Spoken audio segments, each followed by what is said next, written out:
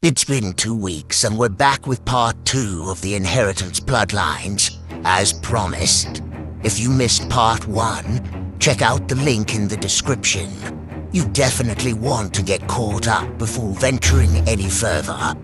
Please like, share, and don't forget to subscribe for more original stories from the Keeper of Tales. So now sit back, relax, as we find out what's next in this series. The sun hung low over the old shooting range, staining the sky a burnt orange as the sharp crack of gunfire echoed across the empty lanes. Dylan Shaw adjusted his stance, lips pressed in quiet concentration as his father circled behind him like a watchful hawk. "Feet shoulder width," David instructed, his voice calm, steady, carrying the weight of years in uniform. "Elbows in, sight picture, breathe, squeeze." Dylan exhaled and fired. The paper target downrange jumped, a clean center mass hit tearing through the silhouette. David gave a small approving nod. "Better." Dylan lowered the pistol, smirking faintly. "You sure are not ready to retire yet?" "Hardly." David unloaded the magazine with smooth efficiency. They reset in silence for a moment, the smell of gunpowder and sun-baked concrete hanging in the air. Dylan hesitated, then asked what had clearly been weighing on him. "Dad, you ever wonder why we even bother with all this? I mean," he gestured to the lanes, the pistols, the spent casings littering the ground. "It's not like Tacoma's a war zone." David paused, stripping off his protective earmuffs, eyes narrowing just slightly. "Not yet," he said simply. Dylan scoffed. "That's supposed to be reassuring." David's expression softened, but only a fraction. "Look, maybe you'll never need it. Maybe all this is just time wasted. But if the day ever comes..." He tapped 2 fingers lightly against Dylan's chest, just over his heart. "You'll be ready, and you won't hesitate." Dylan didn't argue, not because he agreed, but because arguing with his father rarely went anywhere. They packed up their gear in silence. On the way home, they stopped at Wong's for a bite to eat. It was a part of their usual routine every Wednesday evening after the range. A lot changed about David's and Dylan's relationship after his mother's passing when he was only 8 years old. Before, David was away 70% of the time due to his military obligations, but all that changed when Juliet passed. He was a full-time father now, no time for black ops work in places he could hardly pronounce. The next morning, the kitchen smelled of coffee and breakfast. The faint whispers of the morning news played from a small radio on the counter. Dylan stuffed a piece of French toast into his mouth.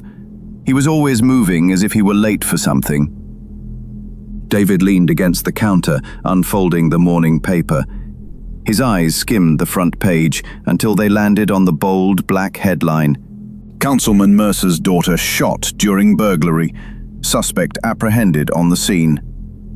The headline hit like a freight train, nearly taking the air from his lungs. A quiet frown creased his brow. He read it again, the details sinking in. Small, familiar inconsistencies, the kind that didn't sit right. He looked up at Dylan. Had to keep this to himself for now. "Hey, Dad, you good?" Dylan asked, slinging his backpack over one shoulder. Seeing the change in his father's expression, David refolded the paper casually, masking the unease creeping into his voice. "Yeah, just politics." Dylan shrugged it off and headed for the door, the rhythm of his life untouched. David lingered at the table, his gaze drifting back to the paper. He made a mental note to stop by and pay Harold Mercer a visit, his friend since grade school. The only thing that ever came between them was his time in the military. They spent plenty of nights sharing stories over a few shots of whiskey at Jerry's pub. David lamented at the realization that this visit would not be an easy one. Later that afternoon, David drove up to Harold's home. It was in the nice part of town, the part where things like what happened last night didn't happen.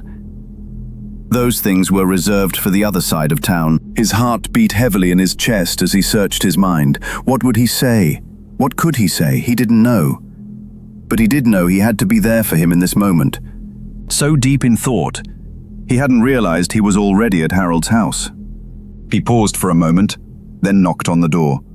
It wasn't long before Harold answered. The door crept open, revealing a shadow of a man standing there before him.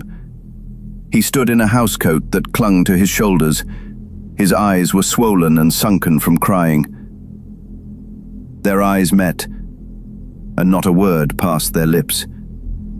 David could only muster a hug for his friend as the tears welled up in both their eyes. Harold trembled like a baby in the cold in his arms, a man shaken to his core with the loss of his daughter. They stood there for what seemed like hours, embracing, weeping, speaking of better times.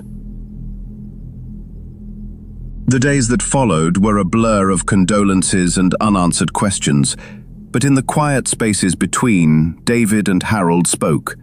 Brief calls, a handful of texts, funeral arrangements. David offered support where he could, helping coordinate, calling old friends, fielding questions Harold couldn't stomach. It wasn't much, but it was what he could do. In the following days, David shared the news of Sarah's passing with Dylan. A shared embrace between father and son conveyed more than what could be said with words. David wasn't going to make him attend, but Dylan had already expressed his desire to attend before David could muster the words to ask. The day of the funeral had finally come. The church was quiet, but not the peaceful kind. It was the brittle, heavy silence that pressed down on your chest and refused to let go. David Shaw stood near the back, watching as the mourners filtered out one by one, all of them wearing those same tight, uncomfortable expressions. Sympathy stretched thin, the way it always looked when people didn't know what to say. At the front, Harold sat slouched at the edge of the pew. His dark suit hung off him like it didn't belong. Shoulders hunched, face pale and drawn, eyes ringed with sleepless nights. His once neatly combed hair looked rumpled, forgotten. He stared at the polished casket like it held the last piece of him, because maybe it did. Beside him, Victoria sat stiffly, a fragile, vacant shell of the woman David remembered. Her hair was disheveled, dark circles bruising her eyes, her gaze unfocused, fixed somewhere far beyond the church walls. She clutched a crumpled tissue in her hand, knuckles white, shoulders trembling faintly, but no tears fell. It was like she'd run dry.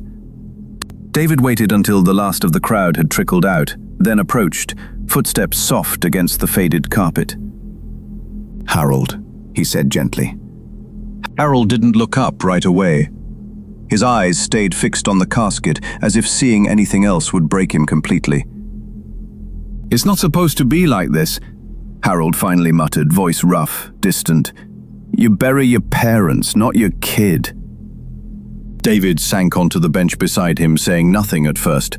His own throat was tight. He couldn't imagine, didn't want to imagine. "She was a good kid," David offered quietly. I always liked her." A bitter smile, thin and short-lived, flickered across Harold's face. "Yeah, well, that didn't save her."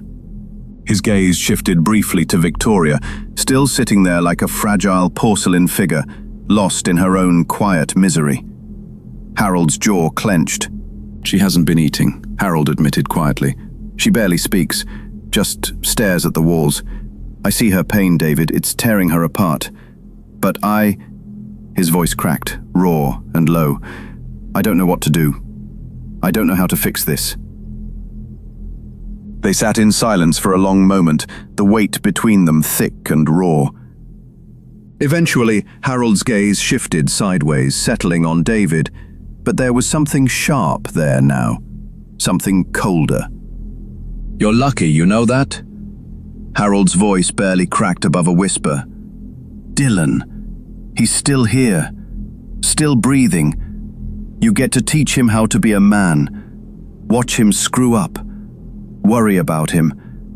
I'd kill to have those headaches now." David's stomach twisted. There was no malice in Harold's words, but the edge was undeniable. "I know," David admitted, quiet and sincere. "And I won't pretend I understand how this feels, because I don't. But I'm here, Harold. You know that." Harold gave a shallow nod, his eyes drifting back to the casket. The conversation ended there. Not with closure, but with the kind of silence that promised cracks were already forming beneath the surface. After the funeral, things seemed disjointed, but that's to be expected with what had taken place. It felt wrong to even say such a thing out loud, David thought to himself. It took some doing, but Harold agreed to meet up at their old spot. It wasn't much, but in David's mind, it was better than nothing. This was the most he had gotten from Harold in weeks. The old bar hummed with low music and the clink of pool balls. Jerry's hadn't changed much. The same worn stools, same cheap whiskey, same old faces nursing the same regrets. Tessa McKinsey, the bartender at Jerry's for the past year, cleaned the bar's countertop. David and Harold called her Tess, but that was reserved for those she considered friends. David shouted out to her from across the bar for another round of shots. He leaned on the pool table, watching Harold line up his shot. His friend's posture was loose, shoulders slumped, eyes glassy from the whiskey already running its course. The 8-ball rolled, kissed the corner pocket and dropped in. Harold straightened, but the pride never reached his face. "You ever think how damn unfair this whole thing is?" Harold muttered, grabbing his drink. His voice was low, sour. "You get to go home, see Dylan, hear him bitch about school, watch him chase girls, break curfew. You still got that." He downed the rest of his whiskey, the glass clinking hard on the table. "Me? I get an empty house, a room full of her things I can't even look at." David sighed, gripping his cue tighter. "Harold, it's not a competition. You lost your daughter, man. That's hell, but I haven't." "You don't understand." Harold's eyes flared with something raw, tired, ugly. "You can't. You've got everything I lost, and you take it for granted." With that, Harold slammed his shot glass down onto the edge of the pool table and stormed out into the night. David followed, but before he could reach him, he could only watch as Harold got into a cab and disappeared into the night. David went back in to settle the tab. The place felt quieter now, the low music and clinking glasses doing little to drown out the weight in his chest.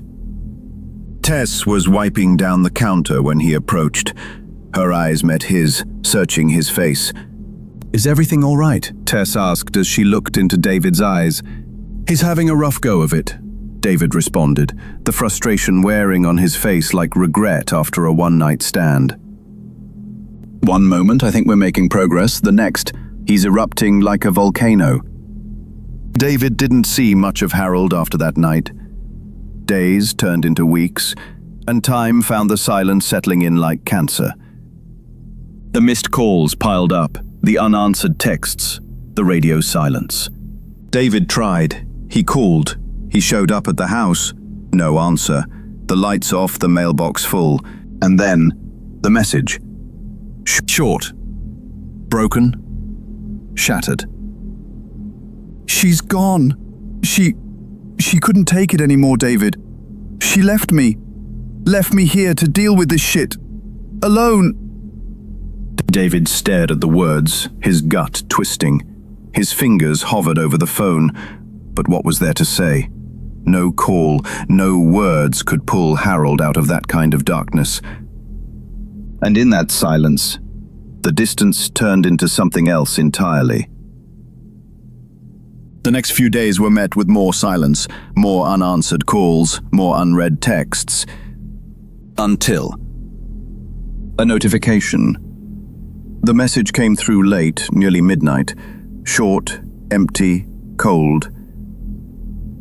It's done. The funeral's Thursday at St. Agnes, 10 a.m. You can come if you want. That was all. Read like a menu at a restaurant. David stared at the screen, thumb hovering over the call button. But what was there to say? Harold wasn't asking for comfort. He wasn't reaching out. It was more like a notification of a burial than an invitation to grieve. David shared the grave news with his son.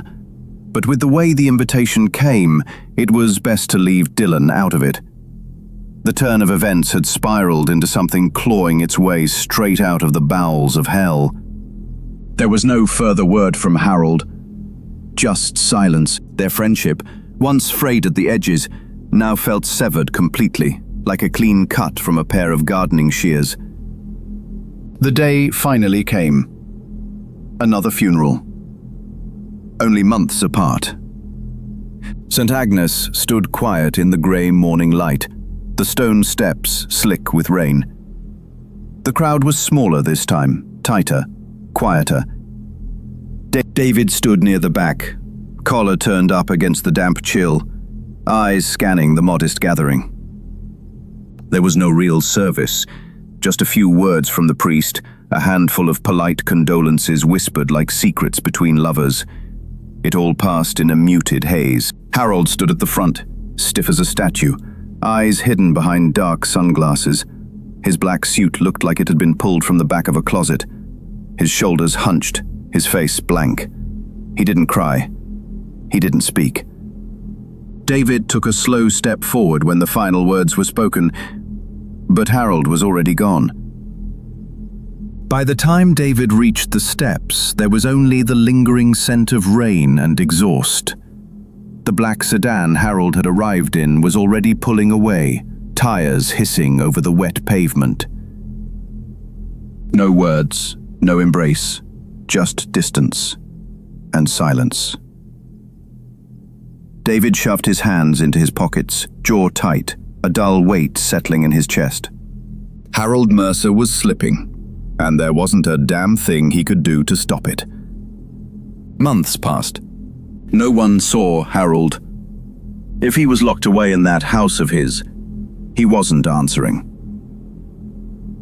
Between a case here and there, David tried. Even once went by Harold's in the middle of a stakeout for Mr. Avery's wife, whom he suspected was cheating. More than once he stood on Harold's porch, staring at the overgrown lawn, the drawn curtains, the unanswered door. Things with Dylan kept him busy, but even so, he kept reaching out. Before he knew it, it was time for Dylan's graduation. David sent the invite with a small, stubborn spark of hope in his chest. But when the day came, only Tess showed. Was his friend truly gone? David could only wonder, could only replay every moment, every conversation in his mind like reruns of an old show. The thought burned in his mind like a match tossed into gasoline. Dylan had been gone for 6 months now, off to college, and all David had now was his PI work and time.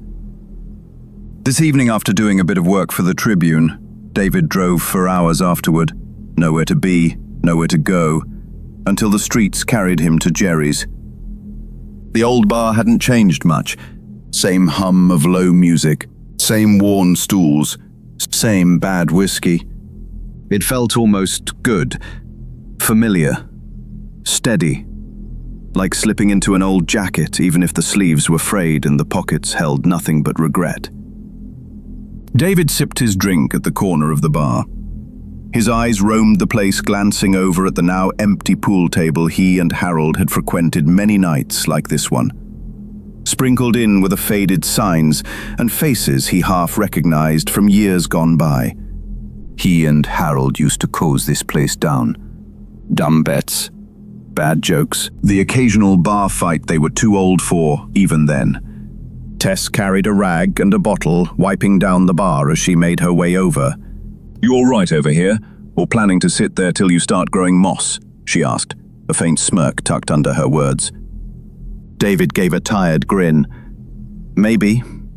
Place could use the greenery." She leaned her elbows on the bar, giving him that steady, knowing look. "Just thinking," David added. "Old times."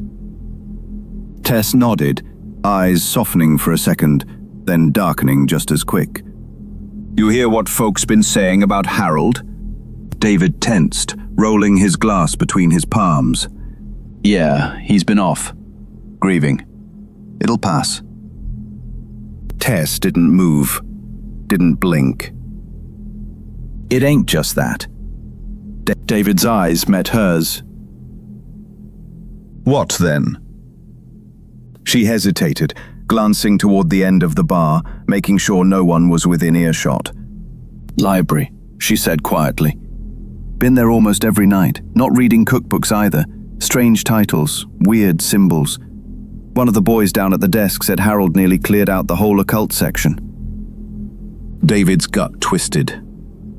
And I hope he ain't planning to do some pet cemetery shit." Tess exhaled, chewing on the thought before spitting it out. "And that's not all. Folks been seeing him parked near the shelters, the strip, just watching, sitting there, like he's casing the place." David let the silence stretch, his PI instincts buzzing in the back of his skull.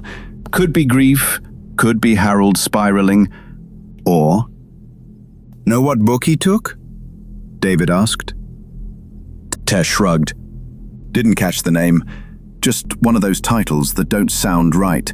Latin, maybe, or worse." David downed the rest of his drink, the burn doing little to settle him. He sat there for a while, mind busy like worker bees in a hive. If you stood close enough, you'd probably hear the buzzing of each thought as it worked its way through his mind. Later, as he stepped out into the cool night, the street lamp buzzing overhead, the weight pressed down again. "Harold, what the hell are you up to?" he said to himself in silent contemplation. Seems like David is just getting up to speed with Harold's activities. I wonder what he will do next. Be sure to tune in 2 weeks for part 3.